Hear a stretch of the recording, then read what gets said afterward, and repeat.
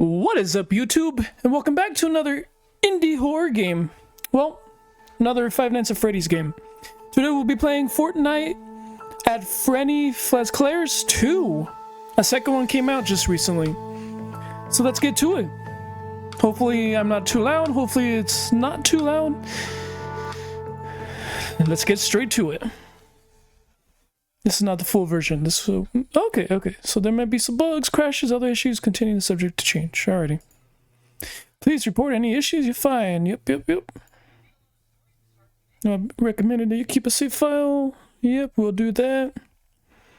To prevent any weirdness that may arise. Yep. Alright, before we can begin our story, we need to set some options. First, would you like to disable...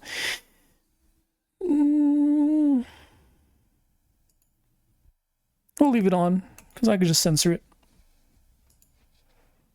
Next, default name is Gregory Wood. We're going to change it to... Sam. And then,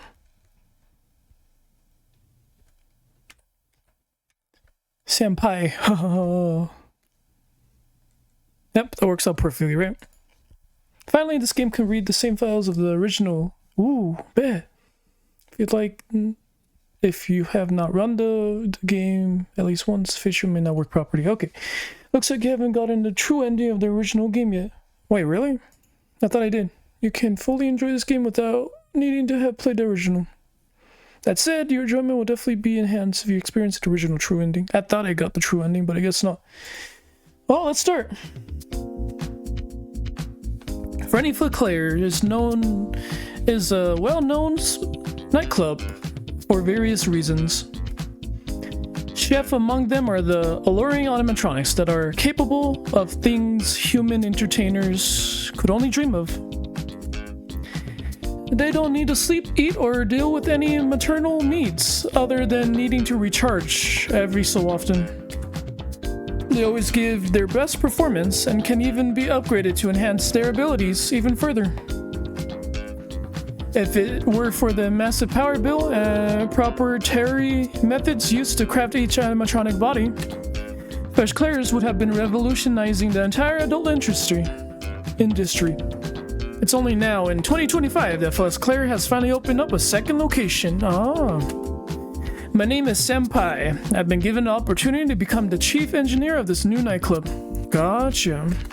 I thought it was gonna take place during the first one, but I've arrived a month after the new club's opening due to some logical snuffis and training at the original club. Serafina, the new club owner manager, has been able to keep the 4 animatronics running in my absence. But I'm quite sure that after a month, the girls are overdue for some tender love and care. It's a chilly morning in October when I report to Fazclaires. Much like its predecessor, the club is off the main thoroughfare of the city. It's a few stories tall and tucked between true rolling hills that help prevent noise population from straying too far from the building. Of course, things are all quiet this morning as I head for the door, punch in my door code, and step inside. Oh, who's this? Waiting in the reception area is none other than Serafina herself. Oh, okay. Serafina herself.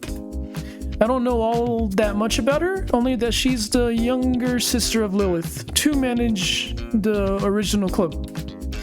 The first words that come to mind when I look at Serafina is angelic.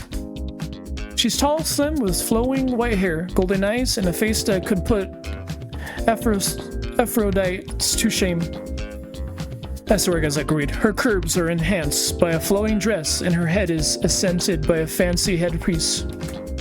When she speaks, her voice is pure, and her smile capable of charming the pants off anyone with a, drive. Good morning, Mr. Pie. It's a pleasure to finally meet you in person.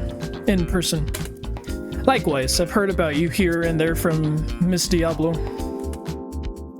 All good things, I hope. More or less. She told me that I'd be in good hands working with you. For you. Oh my goodness. Well then, shall we get your onboarding out of the way?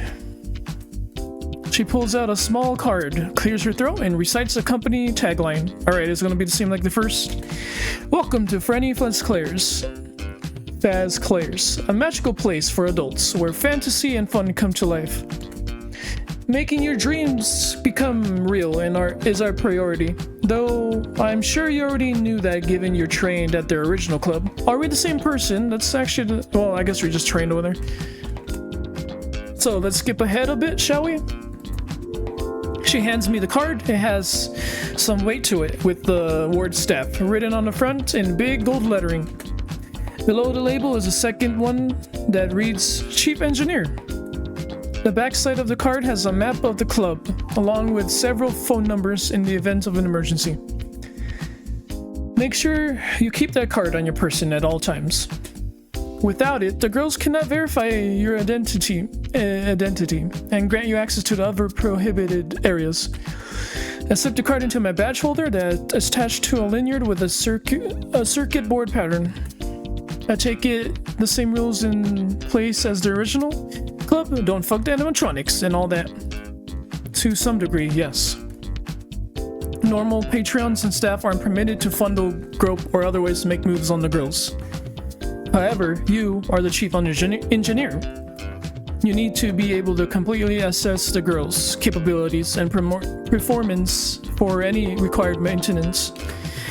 Given your training, I don't think we'll have any issues, but I should still say this much. Please at least run any central matters regarding the girls by me before you tackle them yourself. So, basically exercise my best judgment and run any involved examinations by you first. Easy enough? How are the girls faring anyways? Seraphinia's smile falls just a bit as she answers. To be honest, it's a good thing you came when you did. Roxy has been pouring her soul into every musical performance, to the point she has several instances of power loss towards the end of the evening.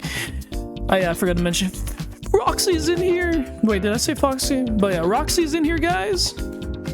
She keeps mentioning auditory and visual issues where Aurora's electromagnetic capabilities have been on the fritz since 2 weeks after opening. I'm thinking she is glam rock Chico, probably? As for Mia, she's been falling apart since she's got here, and I don't mean in the sense she's literally designed to detach her parts as well. And I'm guessing that's a mangle. I wonder what the other one is. From the sound of it, Mia is the most pressing concern, followed by Aurora. Who's Aurora? We'll have to find out. So we'll get Roxy, we have Glamrock Chica probably, we have Mangle, and then one I don't know. Ideally, I'll be able to give all the girls a once-over prior to the club's opening tonight, but it depends what I find in my examination. Seraphina nods and motions at the left passageway leading off from the entrance. In that case, allow me to take you through the barricade to access the lower levels. It will be faster than taking the main lift down from the backstage. We got an arcade, okay. I follow in Sabrina's wake as she leads me through a space designed and furnished like a retro arcade. That's all manner of game cabinets. There's all manner of game cabinets and neon lights spread throughout, with a large bar stocked with an impressive variety of liquor towards the back wall. This is Chee's domain. She's just as capable of mixing drinks as she is kicking your ass in any fighting game on the floor. All the cabinets here run on card system. Patrons can top up the funds on their card at these machines next to the ATM. So basically a normal ATM or arcade. Okay. As staff, you get to play for free so long as your other duties are taken care of first. We keep moving, taking the door next to the bar into the kitchen for a brief moment. I'm no expert in culinary delights, but the kitchen seems rather expansive and well-stocked to my untrained eye. Similarly, we step into the main stage room for only a moment before Seraphina leads me to the door with a badge reader attached. She produces her own security card, the lock chimes, and the door swings open to reveal a staircase heading down. All access to the lower level is gated behind similar locks, so make extra sure you have your card on you at all times. The idea is that the staff can quickly get to the other areas of the club without needing to waddle through crowds on the main floor. Oh, on the way to the lounge and parts and services, we'll pass by the server, electrical, and medical rooms. The staircase opens up to a modernly lit tunnel just wide enough for 3 people standing shoulder to shoulder. We hang in immediate left followed by the right before emerging into the animatronic lounge. A variety of comfy chairs and couches litter the space alongside tables of both the utilitarian and entertainment variety. There are 11 doors leading from the space. 4 are meant for the animatronics, 4 that are storage rooms, 2 lead to further tunnels, and 2 remaining leads to parts and services. Seraphina motions at the far door on the right next to the entrance to parts and service. Mia's room is the one there. Next to her is Aurora's, while Roxy's and Cheese are over on this side.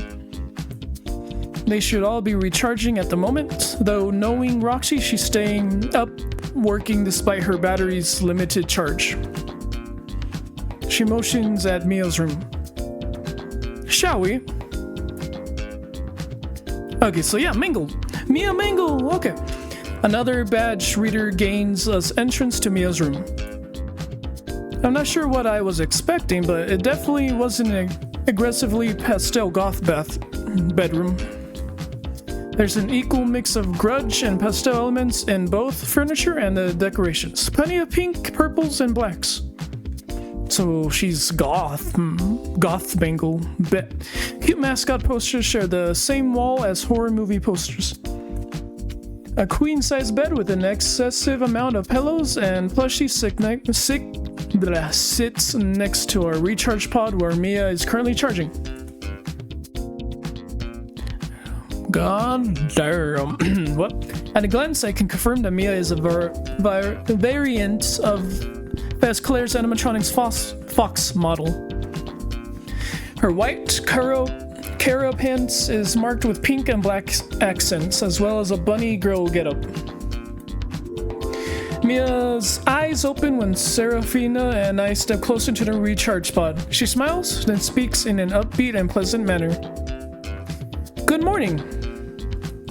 Her eyes wander to my lanyard and the card attached to it. They flash gold, then she continues. Ah, you must be Sam, our new engineer. It's a pleasure to meet you. Let me just step out of my pod here. The pod door swings open and Mia steps out. Sorry guys, let me just get comfortable since I will be reading. And hopefully mic's not too close. Alright, the pod door swings open and Mia steps out. Or, well, she tries to. She makes it 2 steps before her knees buckle and she falls to pieces. Oh. Though she doesn't seem that concerned as her head rolls next to my feet. Guess I'm getting ahead of myself. Oh boy, it's been harder and harder to keep myself together. Boss lady, mind giving me a hand? Giving Mia here 2 parts and service? Certainly. Come on, Mia. Up you go. It takes several trips to get all of Mia's parts into the next room over. A large lift is in the center of parts and service, next to which all 3 cradles, each meant to hold an animatronic. Beyond that are private lifts that lead to the grill's red rooms, or so Safina says. Oh, so this is like the... If you think about like security breaches, like, you know, they have each room had their own little elevator down to parts and services. Think about it like that. A room containing spare parts lies to the left of the main lift, and the actual workshop is to the right. For now, Safrina and I cobble together Mia in one of the cradles. I then pop into the workshop to grab some tools to start diagnosing what's wrong with Mia. I start by plugging a Fazclaires tablet into a port in her neckpiece and running a simple checkup program. Most of your magnetic couplers have been degaussed. No wonder you have been having issues keeping it together. Degaussed? Luckily, it's a simple fix. I just have to replace the bad couples with fresh ones, and you'll be good to go. Though I am curious what could have demagnetized neodymium like this. Safrina Serafina looks over my solder at the screen. Unfortunately, I'm of little help here. There's been so much involved with the club's opening that I haven't a clue what could have affected Mia like this. Speaking of which, do you think you can take things from here, Mr. Pai? I have some other matters to attend to during the day shift. Yeah, I should be fine. Thanks for the onboarding and help so far. She smiles, then departs. Once I grab the necessary replacement parts for Mia, I set to work fixing her joints. She strikes up conversation as I make progress. Oh gosh. So Sam, are you always this handsy with girls you've just met? Or am I a special case? I like to know everything there is to know about the animatronics I'm servicing. Just let me know if you get uncomfortable. Of course, you know, service is basically what I do here at the club. Not in that way, before you ask. I oversee the VIP areas and the private booths, as well as meeting patron needs. If you ever need something, just come to my concierge area and I'll do my best to get it for you. Noted, though I imagine you're not always in a bunny suit? It's about all I can wear while I'm still maintaining the ability to detach my parts. Do you do that often? Take yourself apart? Depends on the night, really. Sometimes it's easier to handle guests' needs when my body can operate separate from my head. True. Oh gosh, bro. Oh gosh. Manglehead. Though it can be a real pain in the neck. Yep. I can't help but chuckle at her pun as I click new magnets into her frame. From the sounds of it, you don't suffer as much wear and tear as the other girls might. How long have you been having these problems? Serafina mentioned this has been going on for some time. Pretty much since I got here. It's been getting worse and worse. Do your parts often suffer heavy impacts that can sometimes demagnetize things? Can't say that they do, but I'll keep that in mind. You know, if Aurora's electromagnetic mechanism has been on the fritz, and you've been hanging around her, that could be our smoking gun, so to speak. Oh gosh. Oh, I do hang out with Aurora a bunch. As the club's lead dancer, she often requests for private shows. Are you saying I should refrain from interacting with her? Nah, nothing so drastic. At least once I get her fixed anyways. Hopefully I can do that during the day shift so you can hang out with her like usual. Do you help any of the other girls with their areas? Sorta. She is a blast to be around, but Roxy is very particular about who can touch her equipment. Anywho, I'm not playing concierge. I can't remember. Concierge. I'm usually helping Serafina with odds and ends around the club. Speaking of Serafina, what do you think of her so far? She seems like a nice boss so far. Mia brightens up even further, which is saying something given how chipper she's been so far. Oh, she's wonderful. Very relaxed, yet knows her stuff and how to properly manage people. Every time she's had to get involved with the patron has always left with a smile, even the very grumpy ones. She's also kept us girls running until you've got here, which hasn't been easy. So, she's not overworking you? I was wondering if you weren't getting enough downtime. Nah, nothing of the sort. I mean, Roxy pushes herself really hard, but Serafina doesn't make us work at 100% for hours on end. If anything, Serafina might give us too much break time. So Roxy's a workaholic. What can you tell me of Chi and Aurora? Well, Chi is even higher energy than I am. If you can't believe it, she flirts shamelessly with everyone, including the boss. Her barricade is always one big party, and one of the main draws for folks that aren't into raves are strip shows. Speaking of, Aurora is an expert on the people thanks to her training with Bonfi at the original club. Okay, Bonfi, okay. So would Aurora maybe Glamrock? Bonnie? We'll see. Aurora doesn't just strip though. She also does a variety of dances and martial arts displays depending on the crowd for any given night. Though since her electromagnetism hasn't been working right, she hasn't been able to do her signature chakram performance. I'm gonna get some water real quick, cause woo! As I finished up with the last few magnets, I switched conversation tracks. I'm curious about the whole pastel goth thing you have going on in your room. Have you always been a fan of such aesthetics? Pretty much. Whomever programmed me must have had interesting tastes. It also fits my brand in a way. A perfect mix of cute, sexy, and unnerving. The last magnet clicks into place, and I take a step back from the cradle. Try moving around now, and let me know how that all feels.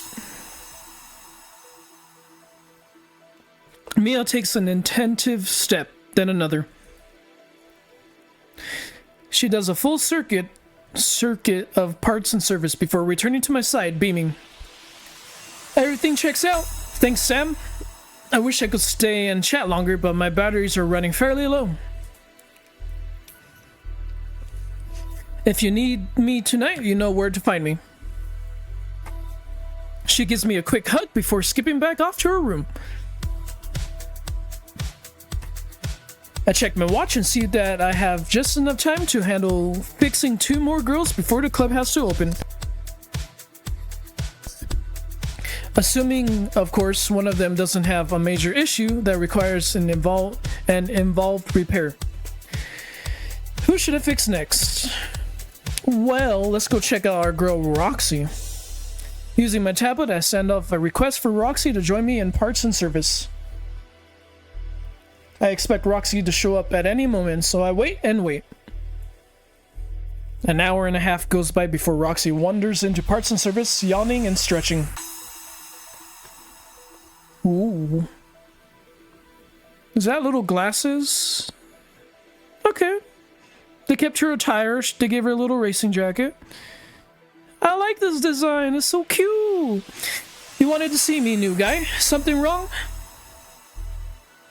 I'm doing system checks on all the animatronics to establish a baseline and handle any existing issues. Go ahead and hop in a cradle. I've heard you've been experiencing some issues keeping your batteries charged. Roxy sighs, rolls her eyes, and reluctantly hops into the cradle. It's nothing serious, I just use a lot of energy in my sets compared to the other girls. I've never actually collapsed or zonked out from not having enough juice left. I hold up to the end of the cable hooked to my tablet. Better to be sure there's nothing underling all the same. I'll be quick so you can get back to whatever it was you were doing. Roxy takes the cable and hooks it into a slot right below her canine ears. Do whatever. I'm ahead of my composing, so I have little time to spare.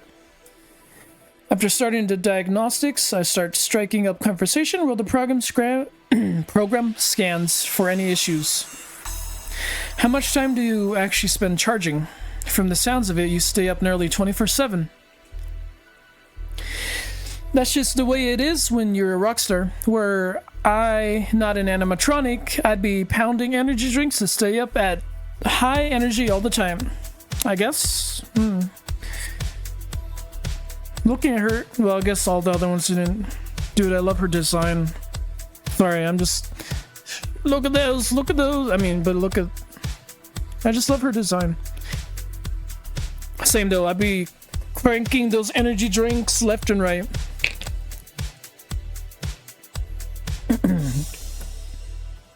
Speaking of, maybe you could take a look at my recharge pod while you're at it. Upgrade it so it can charge me faster. First, I have to make sure your batteries aren't damaged, and I could even take the added strain. You're a MK2 animatronic, meaning you share the same battery design as Frenni and Murray at the original club. I had extensive training working on those two before coming over here. What made you get into repairing machines like us in the first place? You must have odd tastes in women. I wouldn't go that far, but you're also not wrong. I just like the certainty of still and how simple maintenance can keep you all running nearly indefinitely. Oh my goodness, I can read. What do you do when you're not on stage, composing music or recharging? That's a rare thing for me. I live, eat, breathe, and shit music. Metaphorically, of course. If I'm not playing a set, then I'm working on a new one. And if I'm not doing that, I'm recharging or interfacing with guests that have paid for the extra experience. What's that like? I haven't heard much about the sort of thing so far. It's nothing terrible. Most of the time, it's downright awkward. The majority of patrons act like a dog that's caught the card, but has no idea what to do next. We talk with them, snap a few pictures, then send them on their way. Only an extremely rare guest actually has the confidence to treat us like normal people and hang out for their allotted time. I remember one guy in particular that came by for a while, Percy. He got along well with everyone, but we all knew he only had eyes for me. I treated him well and didn't lead him on, which was all he really wanted. One night he showed up and said he was having to move because of work. Gave me an Oshinka, commenting that he had overheard me mentioning in passing one night that it was my favorite kind of hat. I still have it in my room. I hope he's doing well. No idea what gifts he got for everyone else, but each of us girl got a little something from Percy. Sound like you already made good memories, even though the club's only been open for a short time. What are your thoughts on the other girls and the boss lady? I don't really have time to hang out with them outside of work, if you get my meaning. She's tried a few times, but I've had to keep turning her down in order to catch up on my composing. As for Miss Serafina, I suppose she's got the whole stoic, lonely leader vibe going for her. My tablet beeps to signal that the diagnosis has completed. I scan the screen, then nod. Well, the good news is that your batteries aren't malfunctioning or otherwise showing signs of decay. Your audio suit is also damn impressive. That much high-quality gear must have cost Mr. Black a fortune to install on you. Best that you try and get more regular recharging in so that you don't literally burn out on stage one night. Roxy doesn't wait for me to tell her to disconnect to the cable before popping it free and hopping out of the cradle. See, told you. Was there anything else you needed? You're free to go. I'll keep an ear out for any battery upgrades to your chassis or your charge pod. Oh, I'll also see if I can source some parallel processing chips so you can process and compose while hanging out with folks more easily. You do that. Thanks for the clean bill of health, Sam. Have a good time. Have a good one. There's just enough time for another repair job before the club opens and the girls will be needed. Alright, my guess is she, but let's go to Aurora, because I want to know what she is. And let's save real quick. Boop. Aurora is the next highest repair priority. If I'm not able to fix her electromagnetic abilities, then Mia's likely to wind up right back on my table. Oh yeah, and I guess we also need to fix that for her. Using my tablet, I send off a request for Aurora to join me in the parts and service. She arrives 5 minutes later, yawning and stretching like a cat. Oh, she's the tiger! What book is... See, I am... Oh gosh, she's supposed to be that white tiger. I guess we'll get more details of that white tiger in Secrets of the Mimic game? I mean, I guess there is a book about that too, but... She's adorable! Goddamn, look at her! She's the first tiger animatronic that Fazclaires produced, meaning she's a prototype, and therefore prone to unforeseen problems. Good morning. Her eyes flash gold as she looks to Malinard. Ah, so you're the new guy. Nice to meet you. You here to fix my EM coils? I motion at the cradle for her to relax in, along with any other issues you might be having. Nice to meet you as well. Aurora moves to the rest in the cradle, offering her neck for me to plug the cable into. Sure enough, Aurora's EM coils, which regulate her electromagnetic powers, are drawing way too much power. I'm honestly surprised she hasn't been having battery issues because of that. I'll have to remove the coils, replace some wiring, and update her firmware. But there's something odd as well. Aurora's memory banks are strangely empty compared to what I saw earlier with Mia's. Aurora's personality subroutines are fine, and she has some memories of working in the club so far. Beyond that, though, she's a blank slate. There are some other minor problems highlighted by the diagnostics, but I'm pretty sure they'll be fixed by repairing those EM coils. The good news is that solving your main problem will handle everything else. And the bad news? Not really any bad news. Your main coil are in your chest and hands. The latter I can get to easily enough, but the former will require you to open up for me. Aurora grins, reaching up to the collar of her dress. You want me to take things off nice and slow or get right down to it? Well, guys, whichever you prefer, though there's only so much time left in the day. Aurora opts to exposing herself with little ceremony. Once her chest is bare, I tap a sequence of hidden buttons and latches. This in turn causes her chest plate to split down and middle and swing open. The EM coil takes up most of her boobs, which they're surrounded by a non-conducting polymer that gives her some bounce and squeeze. I'll have to remove the outer casing before I can start working on the coils themselves. Aside from the coils acting up, have you been experiencing any memory loss? Your banks are far less full than Mia's. She shrugs best she can without disrupting my work. Mia has to keep tabs on a bunch of VIPs and other details. My job pretty simple by comparison. I dance, show some skin, and generally put on a show. I did hear that you learned your skills from the master herself. What was working with Bonfi like? Let's just say that Bonfi is a strict instructor. She had me doing things with the pole that I scarcely thought possible, and that was only the first day.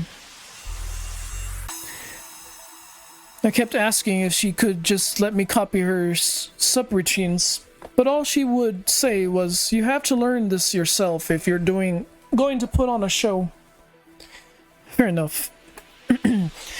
Granted, I realize now that she was right, but in the moment it was rough going. Rough going sounds exactly like Bonfire, right? I got used to her antics while I was training at the original club. I hope it won't take me long to adjust to things here. You're definitely more laid back than the first location. That said, watch out for Chi. Oh yeah, the flirty. Unlike the original Chiku, okay, I knew it. Our Chiku is like Fexa and Bonfi combined in terms of skills and energy. Ooh. That's a nice... Okay. So, super fast and always handing out sexy flirts. Makes her a great bartender, at least. In terms of how often and how much she gets tipped. Well, I haven't talked this much in a while, guys. Is it just you that does dances, or do the other girls help out if they're free? Depends on the night. Really, Chi is the most available of the other three, while Mia's only open when there's not a bunch of VIPs to hand over. Roxy is, well, I'll say high-strung. She gets way too deep into her work at times, to the point we have to drag her away from the DJ booths every morning. So you perform every night? I wonder if that might be why your coils are out of sync. I'll have to monitor them moving forward. Speaking of, I've heard good things about your chakram routines. Once I'm done here, you'll be able to resume them. That's good. They're kind of my main draw after the whole stripping thing. Though slinging around the chakrams really drains my batteries. Chakrams? Chakrams. I don't know what chakrams are. I think some kind of dance with an object. As does levitating myself around the pole. Oh. I'll have to get used to longer and or more frequent recharging again. I do wonder why your model was made with these electromagnetic capabilities in the first place. Seems like an odd thing to put in an animatronic in this line of work. Then again, I suppose Mr. Black has always had strange ideas since he became the owner of the first club. Mr. Black was the name of the protagonist in the first one, I think? Or was it the dude we... Oh gosh, I don't remember. I think I'm about done here. So 2 more softballs before I close you back up. Can I pet you? And do you purr? Aurora's ears flick, as does her tail. Hey, honestly, I'd like to pet her too. I shuff, not purr. As for petting me, maybe once I get to know you better. No offense, of course. None taken. Let me close you back up, and you can get dressed again. You should be right as rain for later tonight. She flashes a wide grin and offers me a fist bump, after she's modest. Cheers, Sam. I'm off to squeeze in some extra charging then. Naturally, I return the fist bump with gusto. See ya. Now that the club is coming to life above me, I look over my domain. Parts and service could do with a makeover, as could the workshop. I work to prepare in the evening of the emergency, and I also went to be able to recycle and rebuild parts as needed. The former can be accomplished by setting up monitoring equipment hooked up to the security cameras and servers to get a real-time feed of animatronic status. Freak, guys, I haven't read this long. The latter is matter of properly cataloging, labeling, and arranging all the parts in the storage. I grabbed some spare equipment from the storage before poking my head into the security room via my all-access badge. There's no one currently on duty, but I imagine they simply stepped out. They simply stepped out. That, or there's 4 very capable animatronics that can handle any issue that arises. The original club was kind of lax on security as well when I was training there. For the most part, patrons seem to behave when there's 1,000 pounds of metal that can break an arm that easily as twist it off. I grab what I need and return to my area of the club. There's a bit of fuzz now, and again when I enable the camera feed, but otherwise they work just fine. I'm getting up to date info about the girls at a glance. For example, I can see the Roxy is already down to 63% charged despite only 2 hours of time passing since opening. That indicates on either something wrong with her batteries or that Roxy skimped out on charging properly, which is probably that. Since I didn't get a chance to check on Chi, I figure I might as well do so while she works. She's currently in Barricade serving up drinks. Barcade. Oh, the Barcade. Oh. I'm dumb. The barcade itself is full of happy patrons enjoying their favorite arcade cabinets and drinks. Oh, there she is. Yep. Damn, they thick her out.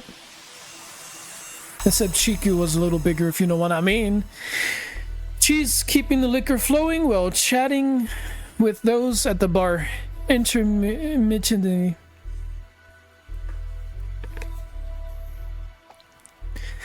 Despite all the noise from the game machines and the overflow from Roxy's rave area, she doesn't seem to have any issues hearing anything in her domain. In fact, she notices an upset patron before she starts shouting and kicking a pinball machine, already in motion, before she can actually damage him. Instead of throwing him out, though, she leads him to the bar and chats him up while pouring a drink. It's one hell of a de-escalation technique. Soon the guy is smiling and laughing like he wasn't just making a scene.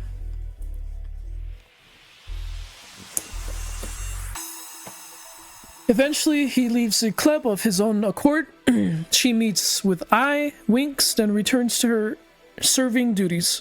Oh, meets my eye, winks, and then returns to her serving duties. I move back into the main atrium, just getting a feel for the vibe of the patron here to hang out and not indulge in the special areas. Oh gosh. Overall, this part of the club is very relaxed and casual. People are chattering and eating like it was just a sit-down restaurant. I guess that explains why the kitchen is so large and modern. If it means feeding all these people. With nothing else to do, I return to parts and service to tinker. I also send a request for Chi to join me after the bar stops serving for the evening. A little after the club closes, Chi bounds into parts and service. Her movements are especially animated, like someone at Pixar turned up a character emotion to 11. I gave them way too many energy drinks. Her voice is luscious and tickles my ears in all the right ways. Hey hun, so you're the new guy, huh? I've been aching to meet you since the boss said you were coming. It's been so long since I had a man who knows how to touch me in all the right places. Hi to you too. Serafina told me you've been experiencing some audio and visual bugs. She nods and points at the side of her head. It's like I'm seeing double at times on top of hearing a slight echo. And let me tell you, that does not make for good bartending in the middle of an arcade with Roxy's music pounding down the hall.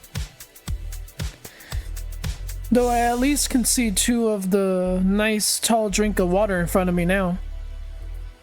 I offered the end of my tablet cable towards her. Well, let's get you plugged in and we'll see what's amiss. Give me a second, guys. Oh.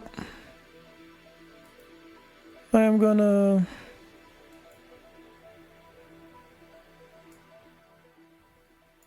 My ears are hurting a little bit. I'm able to root out the issues almost instantly. Cheese binaural and visual modules are simply out of sync. Holy crap, words.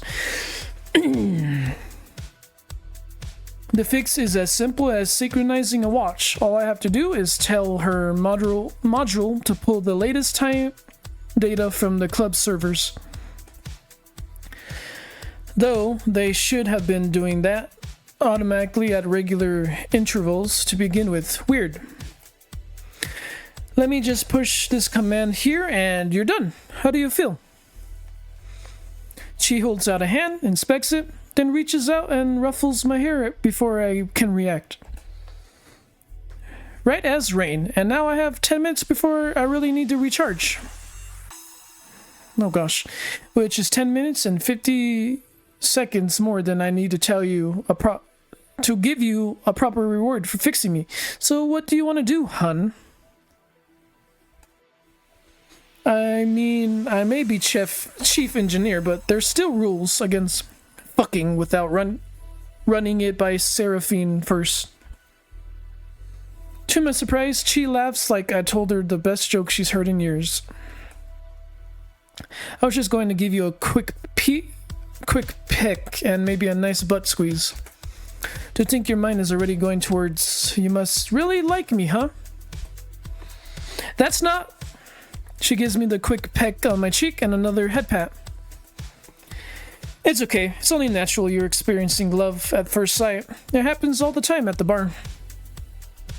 Though I suppose that happens to bartenders all the time.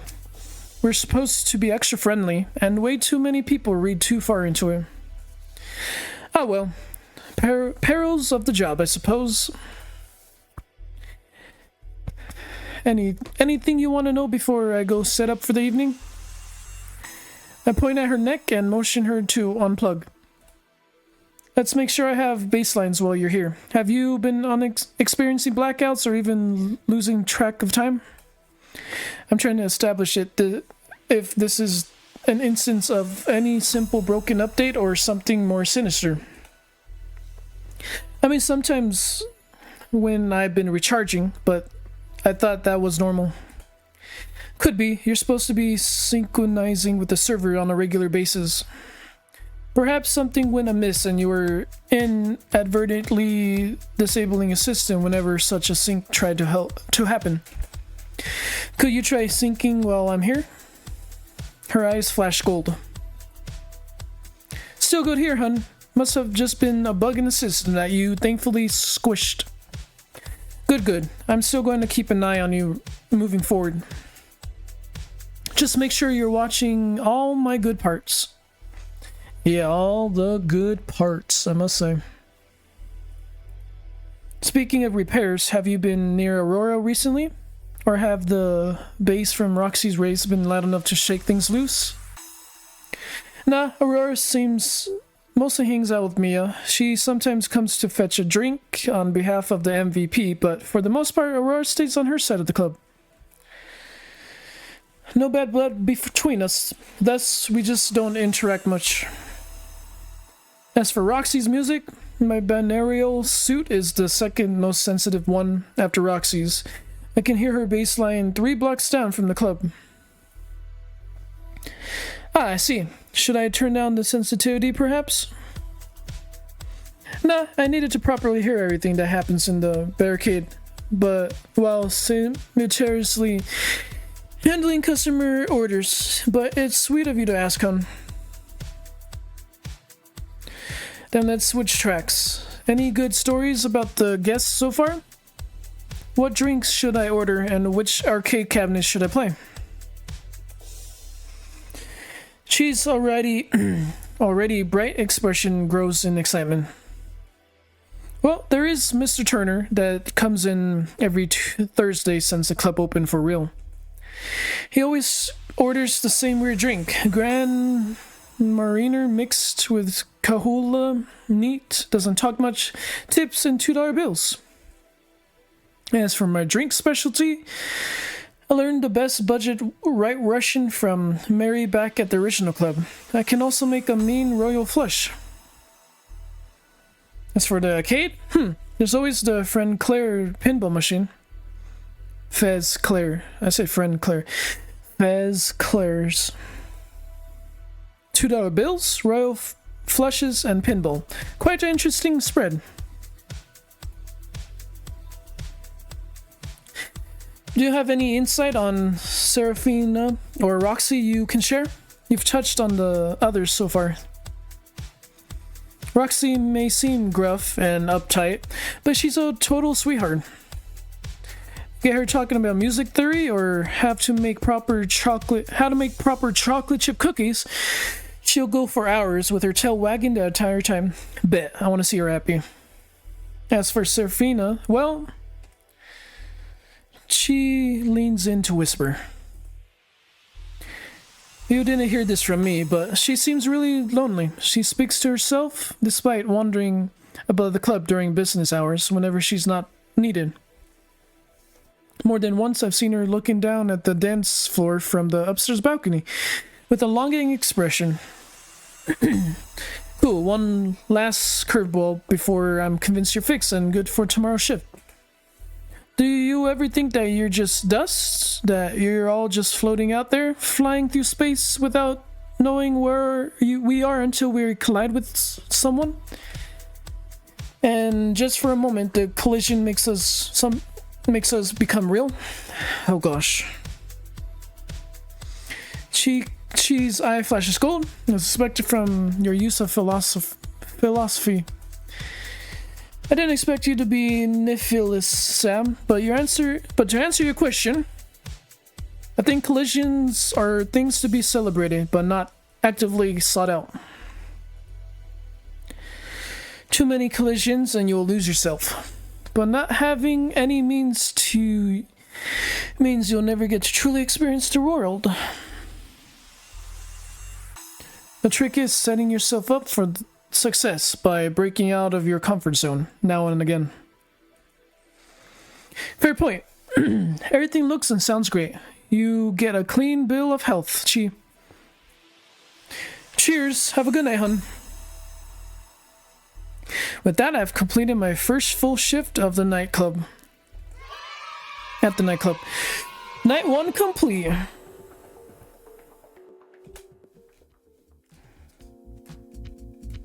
Since I live right down the block from the club, my journey home only takes a few minutes of walking. My apartment is modest, or well, as modest as it can be between all the Lego builds, gunpla, and various sci-fi posters lining the wall. It was a pain moving everything across the country, but everything is finally where I'd like it to be. However, rather than nerd out over all my hobbies, I decided to consult the internet in order to see if there's anything I can order to help out the girls of the club. Several items in particular jump out on me. First, there's high capacity batteries. That's super pricey, but would essentially overcharge Roxy's battery life. That'd take nearly a whole night to install and are an expense I'd want to use company card for, not my own. Second, there's a nice bottle of scotch. She probably already has great whiskey at the bar, but this might be a nice personal touch. This I could cover with my own funds without breaking the bank. Third, there's a luxury flower hairpin with a handcrafted metal pin that could suit either Aurora or Seraphina. I can only order one at a time, as the creator has limited stocks and purchase rules meant to ensure the scalpers can't hoard them. The good news is that the creator is local, so I can pick it up prior to work instead of waiting for it to go through the mail. What should I get? Let's see, should we get a bottle of scotch for Chi? Or should we get luxury flower pin for Aurora or Seraphina? Chi is flirtatious, and I just look Aurora, she's cute. And Seraphina. Hard decisions, guys, hard decision. Let's get the flower pin. I mean, I want to get it for Aurora, but we could also get it for Seraphina. Let's go for Aurora first. One hairpin in particular catches my eye that would be perfect for Aurora. It's of a layered lotus flower that matches her outfit and might make for a cool addition to her levitation dresses. Levitation dresses, yeah, or dances. Oh, not dresses, dances. I click through and set up both purchases and a good pickup time. With that taken care of, I yawn, stretch, and fall into bed for some blissful G's.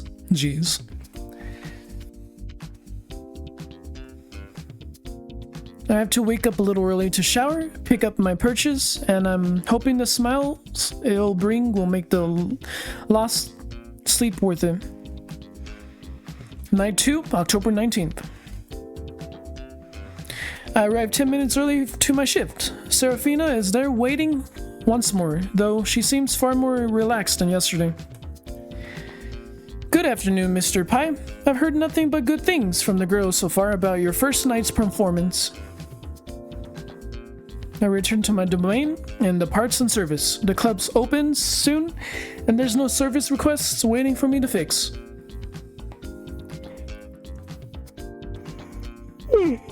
Sorry, guys. That means I have time to tinker, build, or even relax. With nothing else on my plate, I decided to try and track down and understand how and when Chi's desyncs issue occurred. In the process, I discovered that Chi's desync occurs 3 days after the club opened for the first time.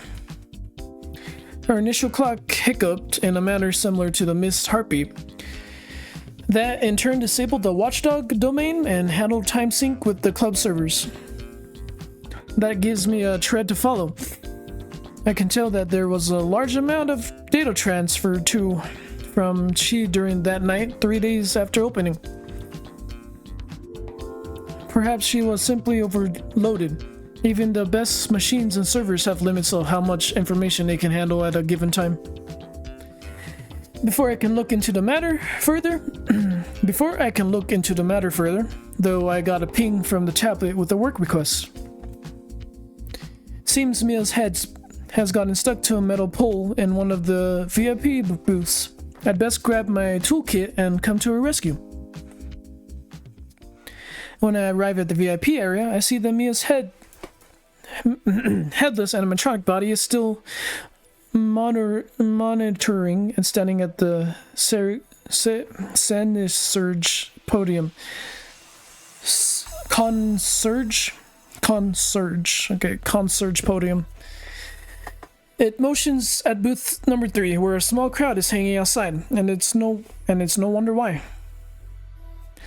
Mia's head is magnetized to the pole that runs down the middle of the booth. One of the VIP is trying his best to pull it free, but she's stuck fast. When Mia spots me, she announces, "Alright folks, the man of the hour is here. Let's allow my Mr. Powell through so he can sort this situation out." You all will receive a free drink voucher for this inconvenience, so please relax and enjoy your time here. The crowd dispersed along with the VIPs that were in the booth. With Mia, I set down my tool kit and cocked my head to the side. So, how did this happen?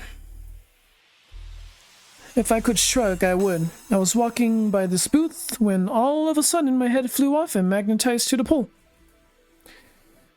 I'm just thankful I didn't brain any of the VIPs. That would have been a nightmare. Magnetized, eh? I could simply switch you off to power down the current running through the superconductor in your neck. Only problem is that would shut down the rest of your body. Something to avoid perhaps, but not if there's a chance I could go offline for a long period of time. Another option is giving the same superconductor a jolt to momentarily disrupt it. Problem is it could damage the magnet in the process. Well, put it that in option B then. Any other ideas? I could defuse the metal poles itself. It would take the most time and effort, but there'd be zero risk to you in the process. Let's go with that then. As you wish. I set to work. I chat with Mia to pass the time. So, are you fully in control of your body when you're detached like this, or is this some kind of autopilot function? I haven't drilled down into your schematics enough to know the difference yet. Both, actually. As long as my body is within signal range, I can control it if my head were attached. I also have links to the building's camera that enable me to literally be in two places at once. Should I not have to link, or my body is outside of signal range, then it maintains autonomous functions until I return. Interesting. I wonder why the rest of your body part didn't get attached to this pole. I should also check if Aurora used this room recently.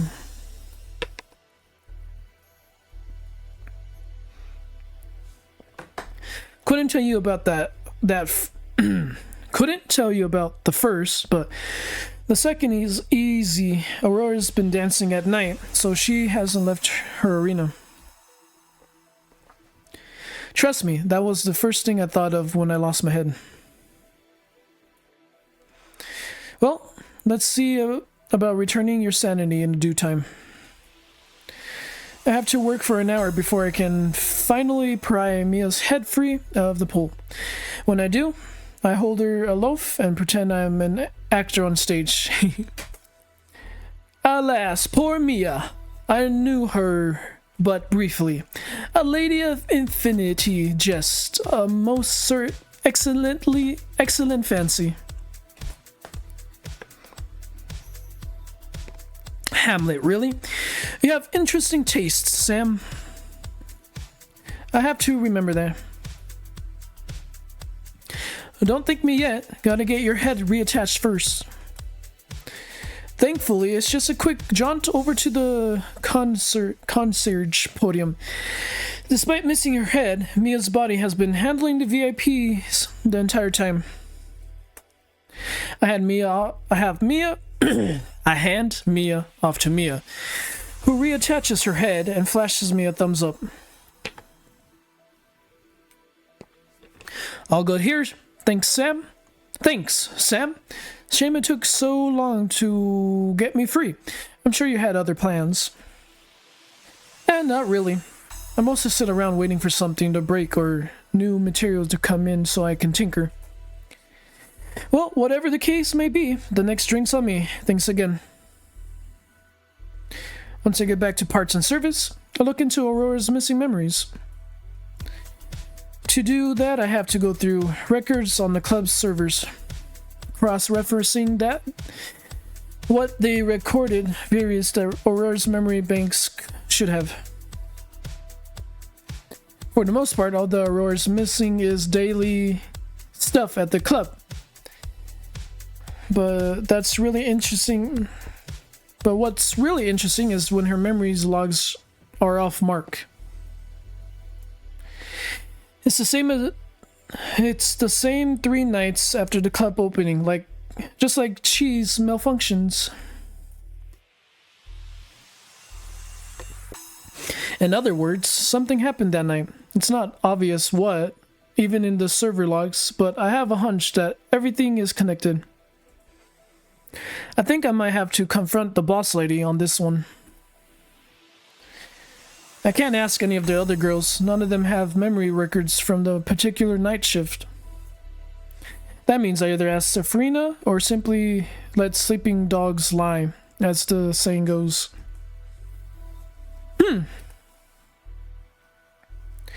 What should I do about the hunch? Alright, we're gonna save here.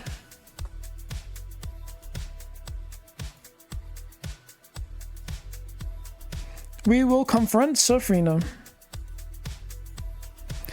I might as well strike while the iron's hot, as the saying goes. Whatever is going on with the girls is important enough to go straight to the boss lady.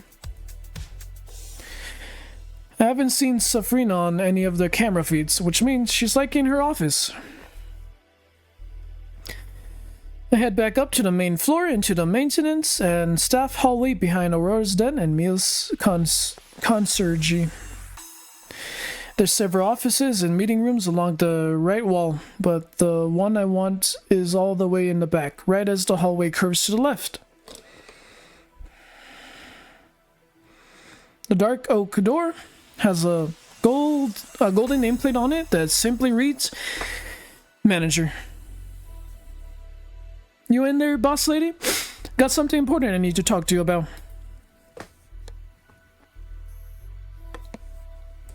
Silent greets me. I wait and wait, almost to a point of giving up before the door locks and the door before the lock clicks and the door opens. When it swings open, I see that Safrina is seated at an ornate executive desk made of some kind of white wood with golden flakes.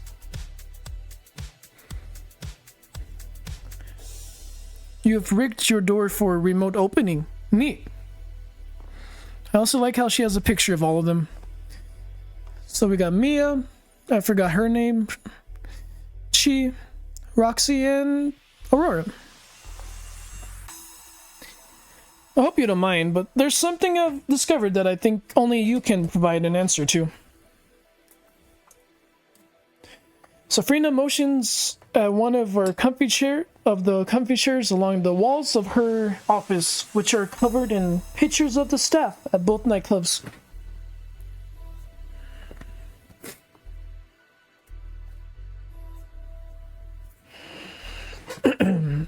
Make yourself comfortable, Mr. Pai. Or is this the conversation where I should call you Sam?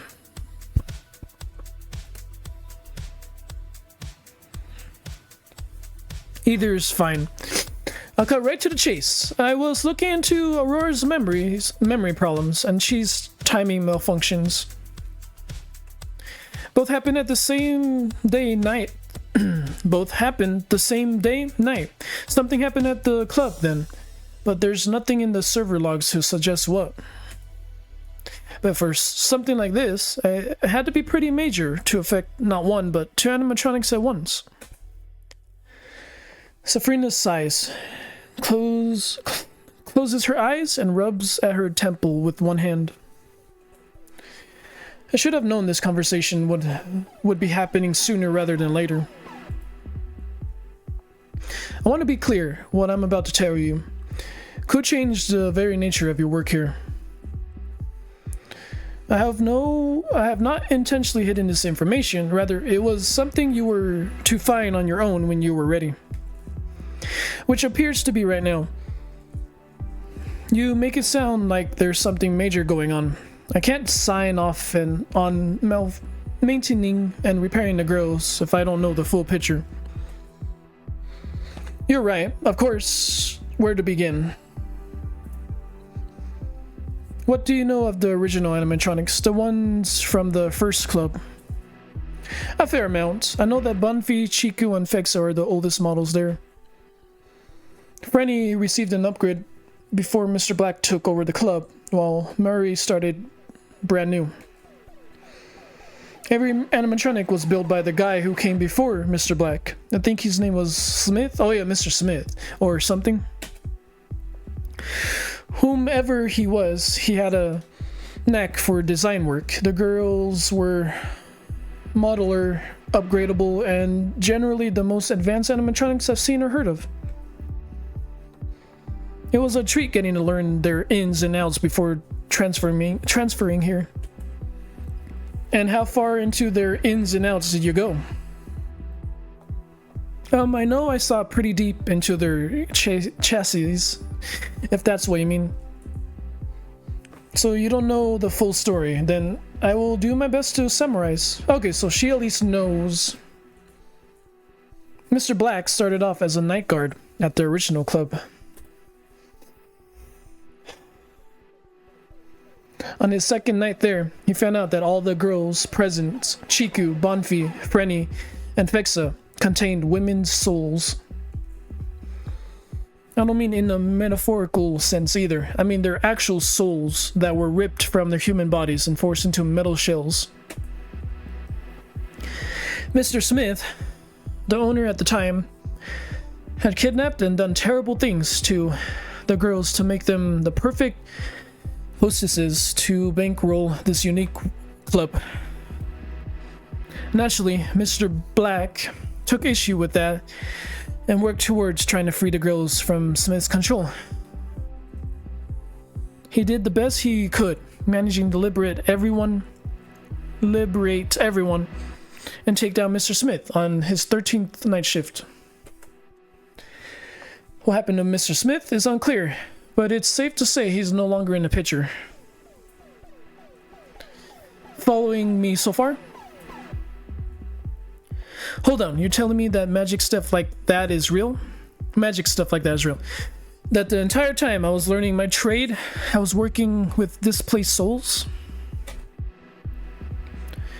You're pulling my leg, right? This is all an elaborate prank on the new guy.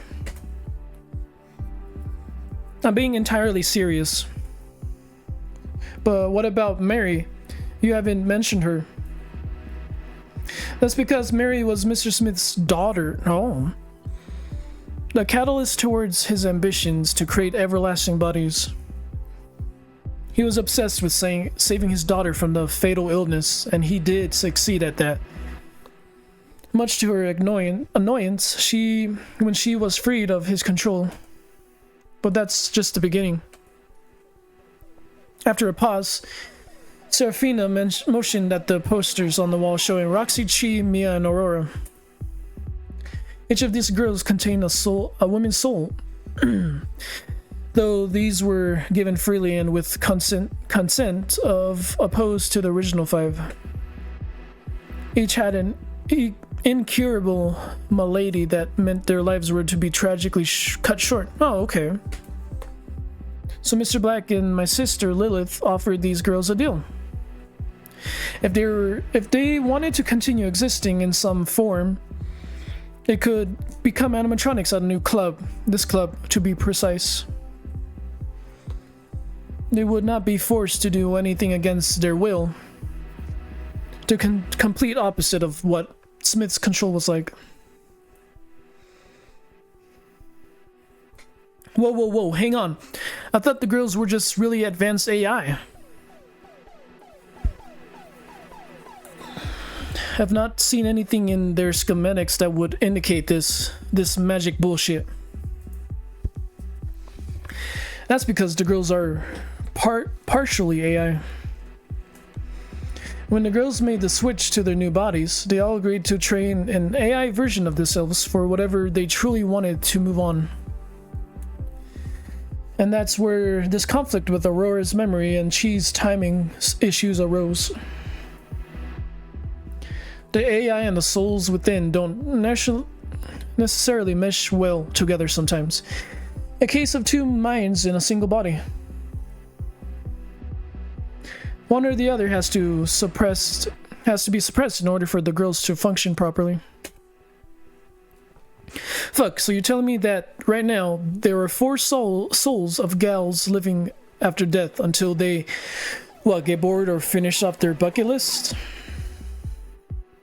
And once that happens, they'll leave behind AI copies of themselves and no one else would be the wiser? That is a succinct summary, yes, but to clarify, the girls do maintain a choice in the matter. If they find a reason to continue, say finding true love or someone true passion to keep them going, then the AI never has to take over. But there's a limit to how much data the soul and the AI can hold in animatronic shells.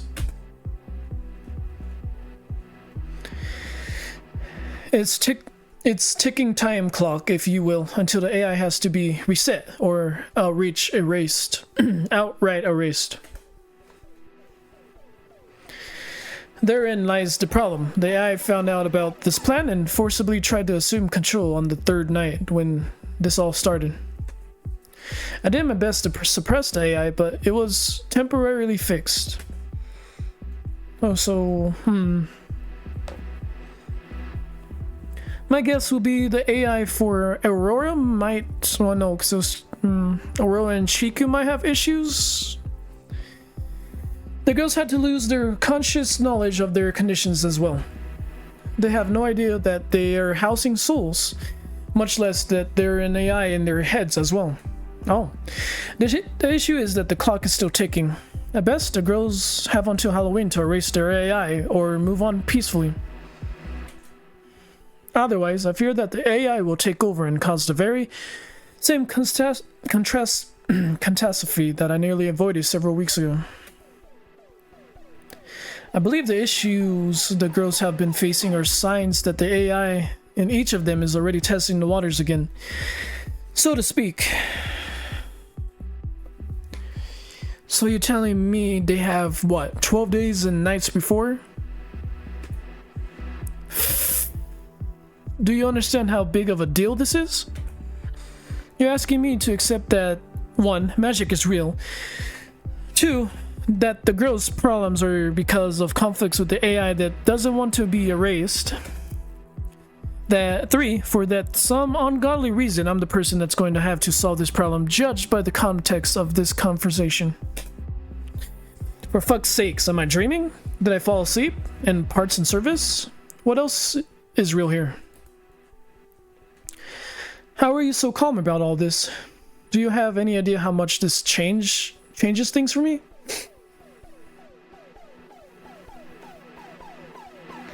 I realize this all upsets your view of the world and your place in it, but I am happy to offer the answers I can. What answers I can? Part of me wants to tell you to screw off and then leave the club for good. Another wants to yell about how unfair this is, especially to the girls. But for now, I suppress my frustration and existently panic to ask some important questions. If magic is real, and you know all this, what does that make you? Again, you said that what you do here is something no one else can do. What are you? What's your role in all this? At the risk of further distressing your worldview, I am Draco Angelus. It's my job to keep the soul, to help souls leave to the other side when they're ready. That's why I was given a unique opportunity by my sister. The girls here are my charges. A Draco? You're an angelic Draco? So even things like heaven and hell are real? Let's just say that no religion has correctly summarized or described what further realm is like for the right being. You ever played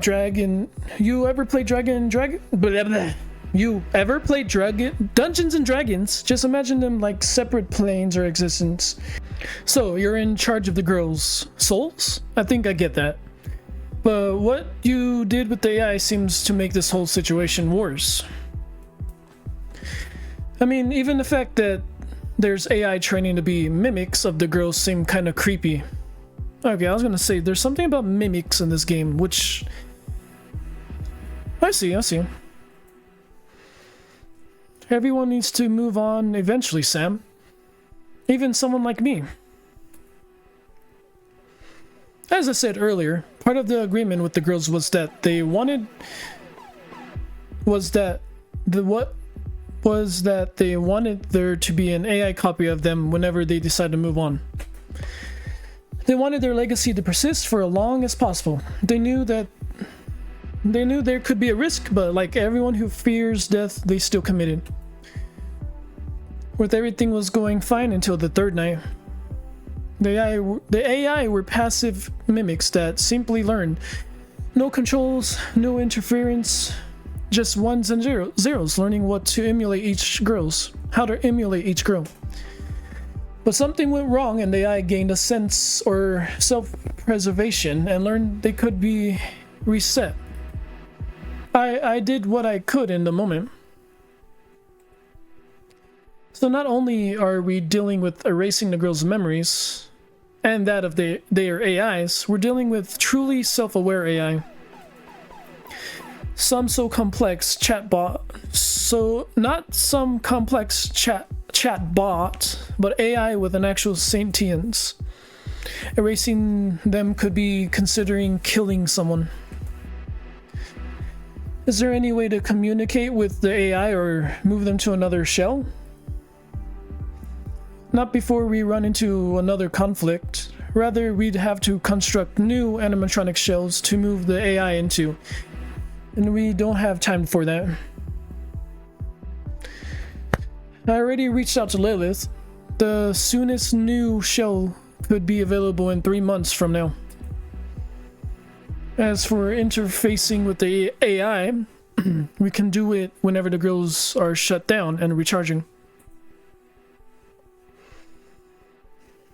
You'll need my passkey to do it, and I'll give you a copy whenever you wrap things up here. Something else that oh gosh, guys, sorry.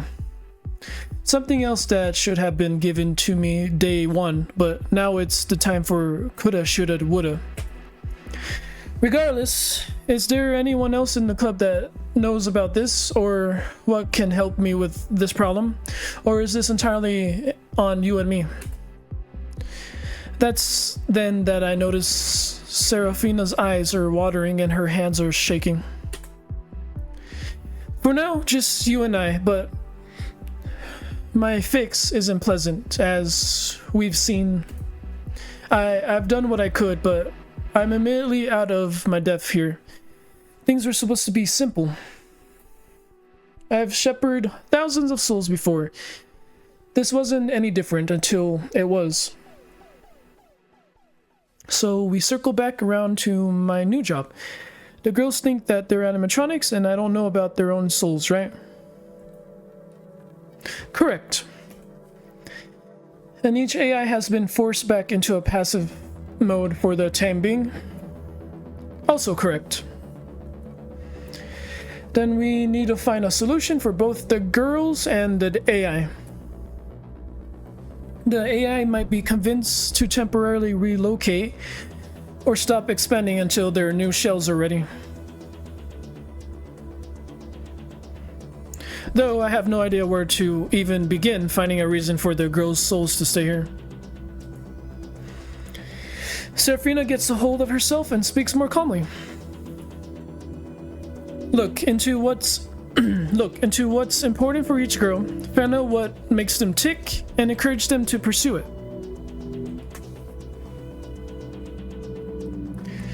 But I should stress that helping them find peace and accepting that their time has come is a completely valid option as well.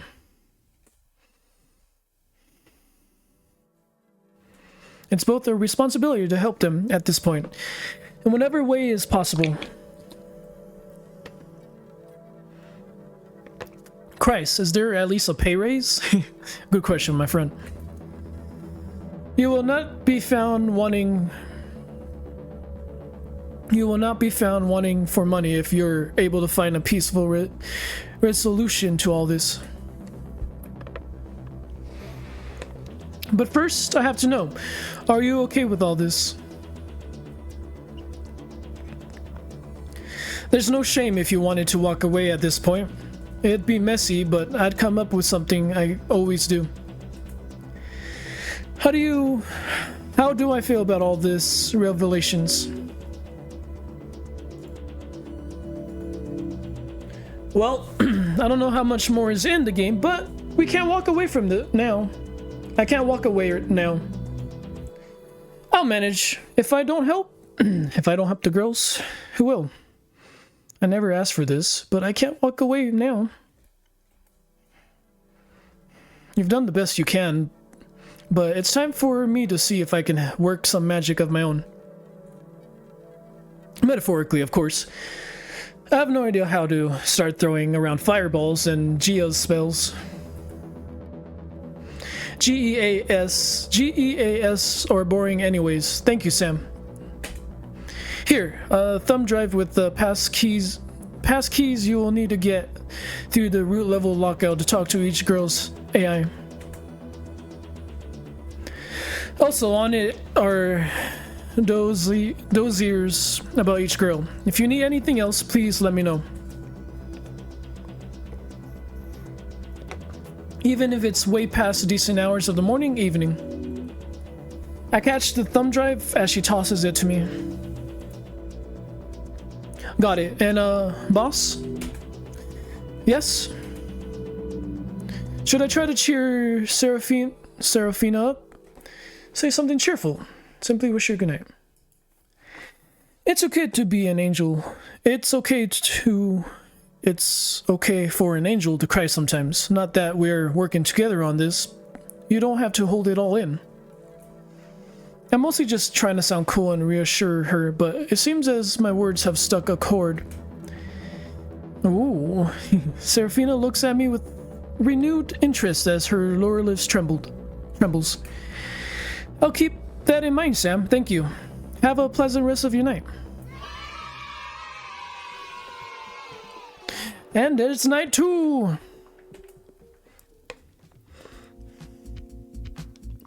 I have to wait until I get home to begin pouring through the information on the thumb drive.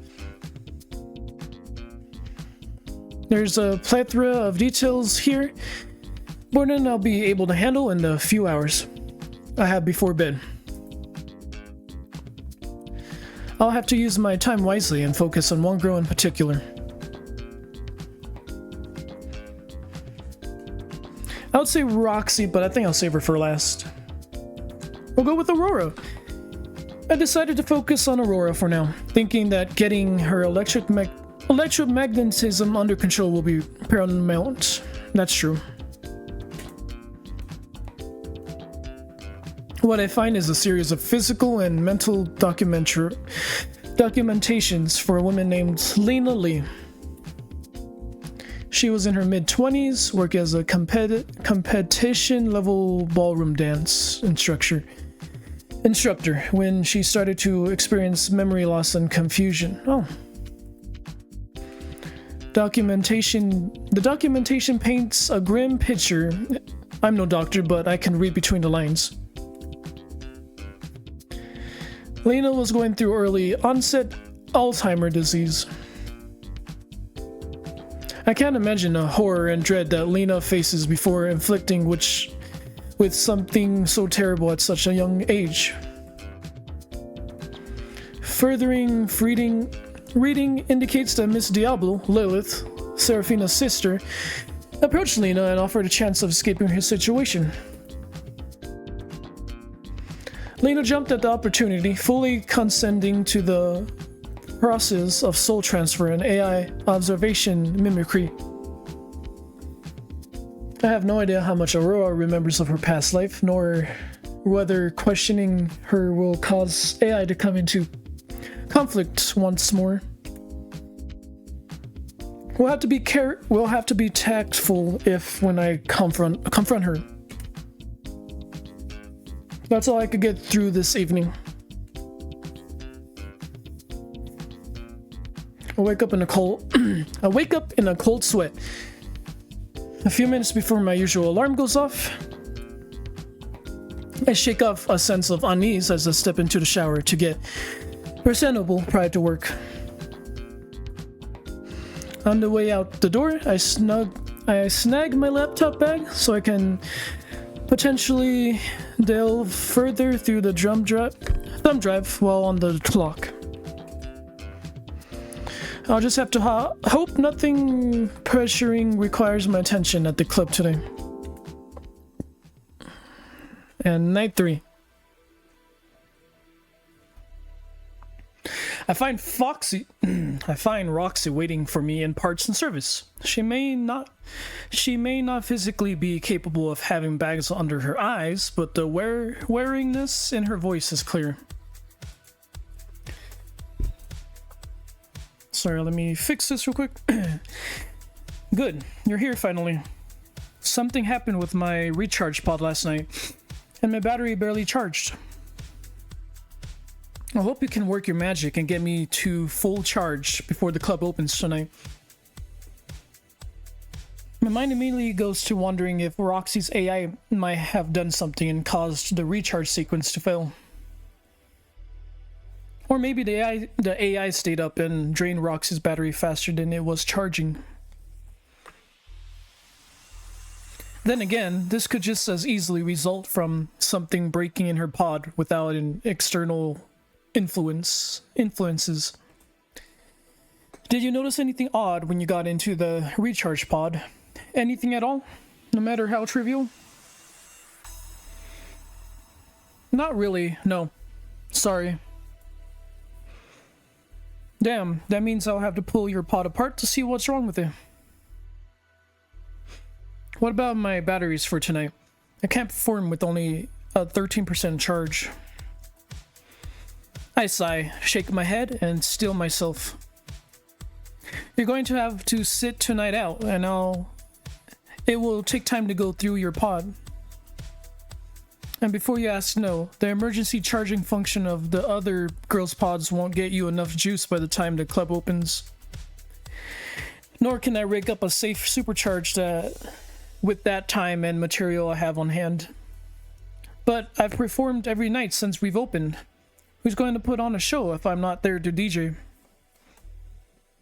I'm sure we'll figure something out, unless you want to collapse on stage. No DJing for you tonight.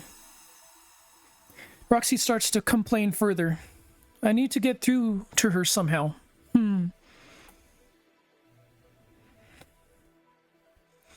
How should I get through Roxy? Oh my goodness, so... Tell her to go ahead despite the warning, threaten to go to Safrina, or just flick her nose.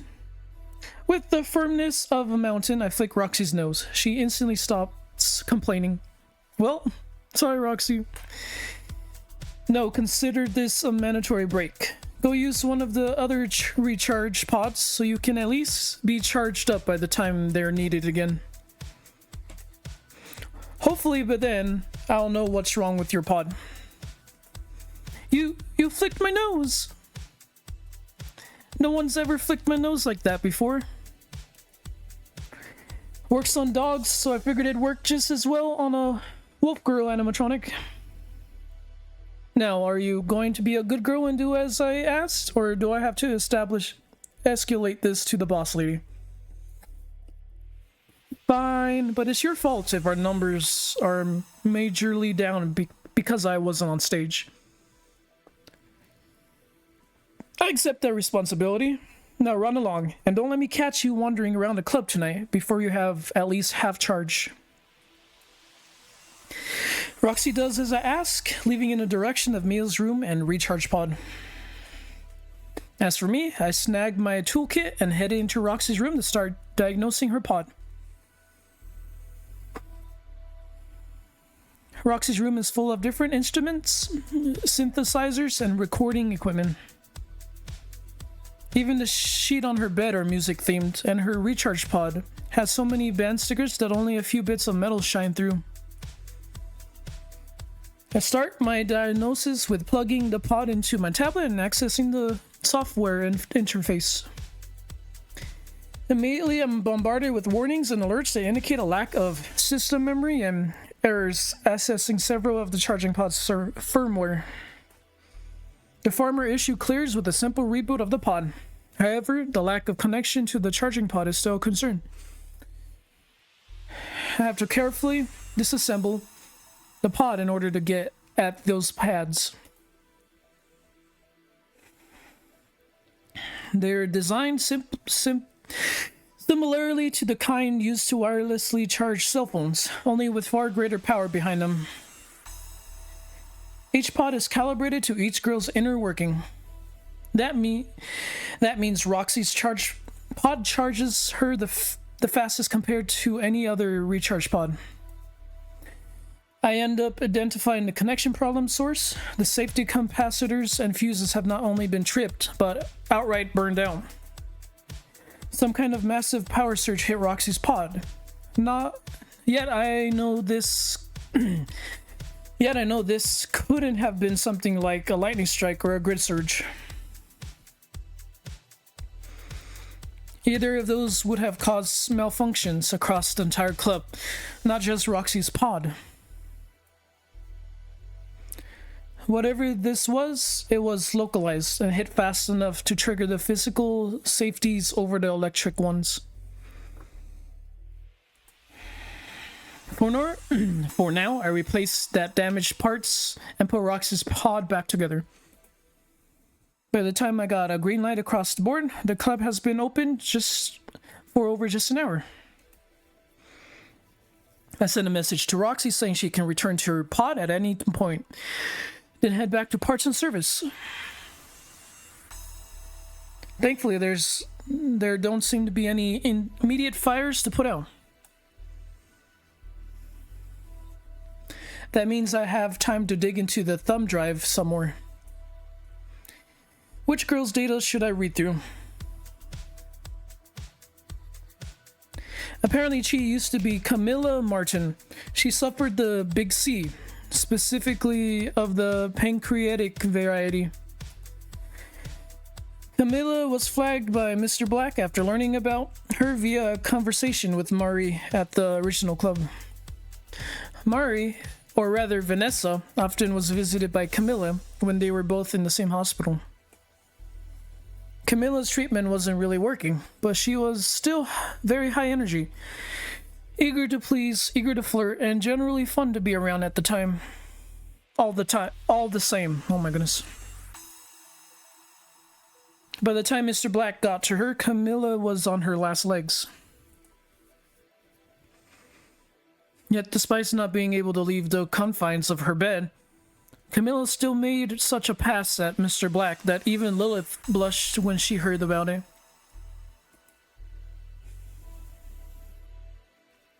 The animatronic conversions process was apparently the smoothest after Mia, though I don't have time to look through Mia's files at the moment. I paused my research for the time being to check all the status lights in the club. Let things on fire so I can continue pouring through the dozers. We'll learn about Mia. My attention turns to Mia's dozer, where I find out her real name is Amber Rose. She was a junior studying history at the Waterfall Institute, and was quite accident prone, but not in the clumsy way. No, Amber was simply a bad luck magnet. She had been hit by a car, struck by lightning, slashed by a tweaker, had her house burned down. The list goes on and on. Wow. Yet, despite it all, Amber maintained an upbeat and kind demeanor. There's a particular note in her file that catches my attention. Amber wasn't truly in danger of dying when she came to us. Unless you count the chance of something happening en route.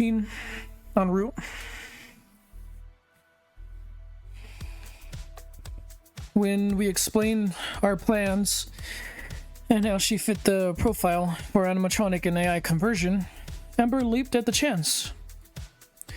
Apparently she's always been fascinated with animatronics ever since meeting Fexa a few years ago. There's even a picture of Amber with Fexa. Her body was covered in expensive scars and deformities. A real Quasimodo situation. Before I can dig further, I got an urgent service request on my work tablet.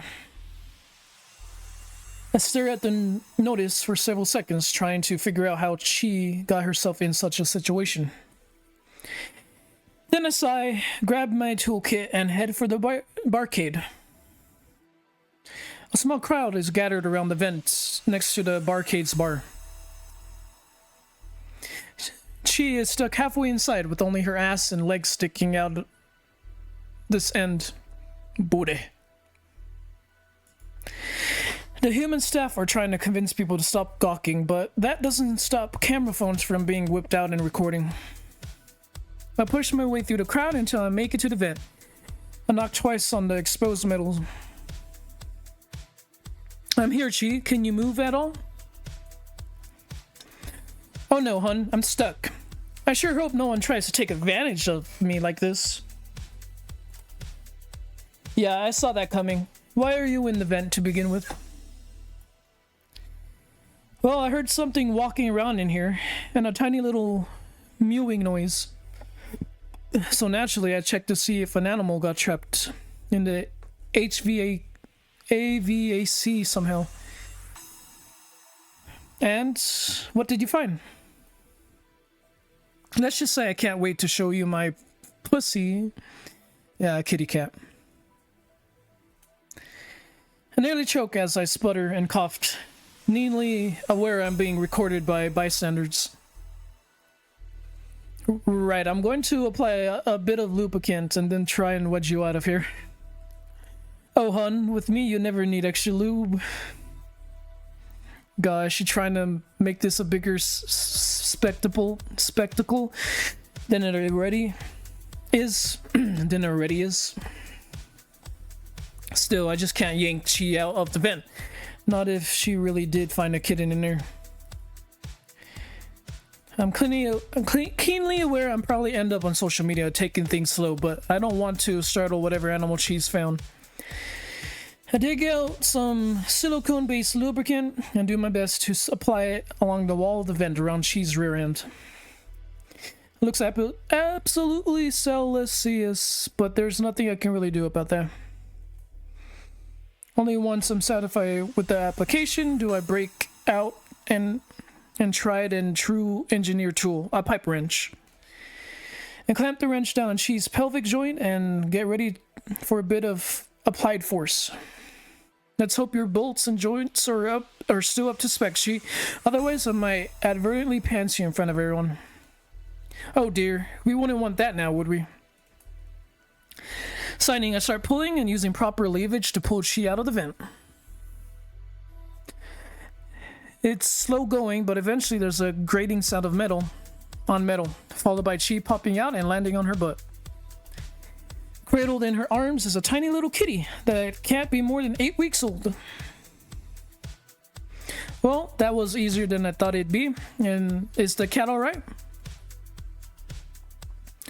She looks down and makes meowing noises at the kitty. I'm about to question the wisdom of this when the kitten actually meows back.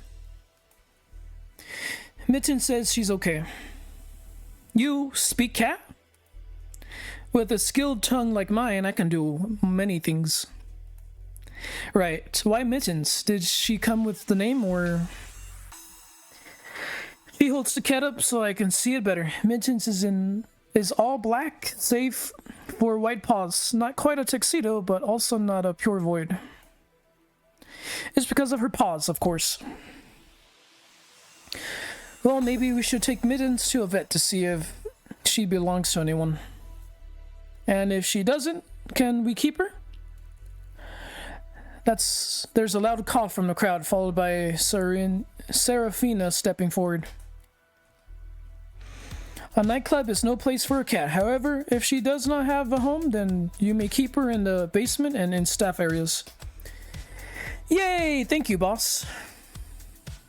Don't thank me yet. I'll see to it that this one gets with a vet in the morning. For now, she'll have to wait in my office so so as not to be underfoot. She nods, races up mittens, meows and purrs, then hands the cat to Serafina. Mitten says she'll behave if you give her something to eat. Serafina smiles and scratches under the kitten's chin.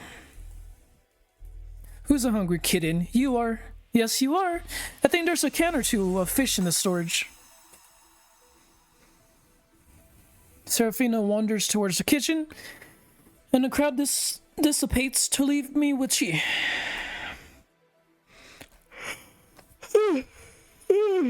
Sorry, guys. Thanks for the help, hon. I won't forget this. Nor will most of the internet, based on how many phones were out. Anyways, glad to be of help. Try not to get stuck in anything again. I make no promises. Yeah, I suspect much. The club dies down and peace falls as the girls all return to their rooms. Just to be on the safe side, I do a remote check on each of their pods to ensure they're recharging properly. The good news is that they are. No signs of trouble there. However, this might be a chance to speak with one of the girls' AI. Serafina did say that the AI are accessible while the girls were in the sleep mode. And with the sword of Damocles hanging overhead, the sooner I make contact, the better. Or so I figured. Which girl's AI should I make contact with? Well, Aurora is the one that we probably should... Now's a good time as any to speak with Aurora's AI. According to Serafina's thumb drive, all I need to do is connect my tablet to Aurora's pod and inputs Serafina's access code. From there, the AI will take over Aurora's functions until I put the access code once more. Aurora herself will be none the wiser if I do things right. I grab a chair, plug it into Aurora's room, set it up next to her pod, connect my tablet, and follow the procedure as outlined. Aurora's eyes open to reveal gold irises as she turns her head to look at me. OMG, the cute mechanic is here. I was expecting many things of Aurora's AI, but Valley Girl aesthetic mannerisms were not one of them. Yeah, hi. Can you give me a system report? Both of us will totes run out of memory in 10 days. Though, the other AI's memories subroutines are like way out of whack. In what way? She's a bit of an airhead. I am too, of course, but at least I don't erase part of my own data every night. That lines up with Aurora's medical condition prior to her becoming an animatronic. It's a little alarming that it's practically carried over to her new shell. Then again, perhaps something Serafina did is messing with Aurora's soul. Has this other AI always had these memory issues? I don't think so. At least I feel like I should know all there is about her. And she didn't always have this problem, I think. My job is to totes emulate her right down to every last ones and zeros. And yeah, you only have a gut feeling that something's wrong. You got it, cutie. If the other AI isn't fixed, she could totes end up erasing core parts of herself. Right now, it's just been memories of clients and dance routines. I try to send her the dance moves whenever I notice them missing, but sometimes it activates our super cool EM powers. That helps explain how Aurora could be inadvertently causing electromagnetic issues for the other girls. I see, and yet despite the continual eraser of her part, you're still in danger of running out of memory. Yep, it's that's the nerd word for it. Memory leak. Totes it. So a memory leak is continually eating up more and more memory without releasing it back to our system.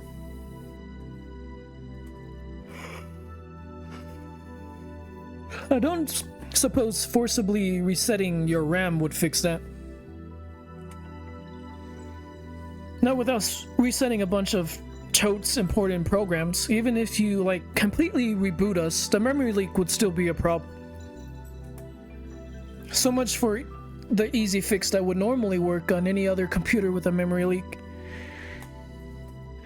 How are you feeling otherwise? Anything I can do right now to help you? I'm totes fine, but if you really want to help me, take a picture of my butt and use it when you have fun later. Oh, this... Yeah, same. Click! Oh. Done! Awesome. Good night, cutie. Come talk with me again soon, yeah? Moments later, I get the confirmation on my tablet that real Aurora is back in control. With that bit of excitement over with, I yawn, stretch, and head home for the night. Night 3 complete! Save here for safety. Oh, bet. Oh.